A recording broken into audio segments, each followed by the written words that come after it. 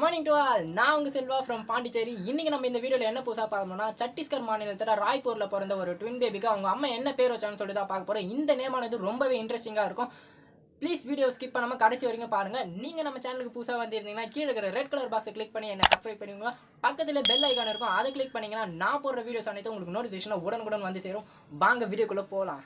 சத்தீஸ்கர் மாநிலம் ராய்ப்பூரில் பிறந்த அந்த ட்வின் பேபிக்கு அவங்க அம்மா என்ன பேர் வச்சாங்கன்னா, முதல்ல பிறந்த ஆண் குழந்தைக்கு கோவிட்னு பேர் வச்சுக்கிறாங்க, ரெண்டாவது பிறந்த பெண் குழந்தைக்கு கொரோனான்னு சொல்லிட்டு பேர் வச்சுக்கிறாங்க. இந்த பேர் எதுக்காக வச்சிங்கன்னு சொல்லிட்டு அவங்க கிட்ட கேட்கும்போது அவங்க இன்ட்ரெஸ்டிங்காக ஒரு பதில் சொல்கிறாங்க. அந்த பதில் என்னன்னு சொல்லிட்டு நம்ம இந்த வீடியோவில் பார்ப்போம். அவங்க என்ன சொல்ல வராங்கன்னா, இந்த கொரோனா வைரஸ் ரொம்ப அச்சுறுத்தலாக இருந்தாலும் அது வந்ததுனால இன்னைக்கு நிறைய நல்ல விஷயம் நடந்துன்னு சொல்லிட்டு சொல்கிறாங்க.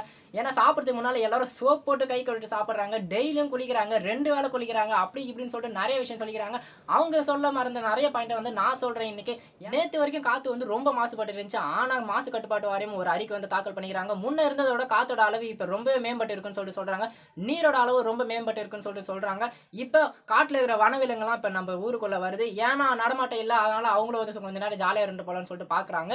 இதனால நான் என்ன சொல்ல வரேன்னா, ஒரு இயரும் இந்த மாதிரி ஒரு மாசத்தை ஊரடங்கு உத்தரவா பிறப்பிச்சா நம்ம நாடு சுத்தமா இருக்கும்னு சொல்லிட்டு நான் இந்த வீடியோவில் பதிவு பண்ணிக்க ஆசைப்படுறேன்.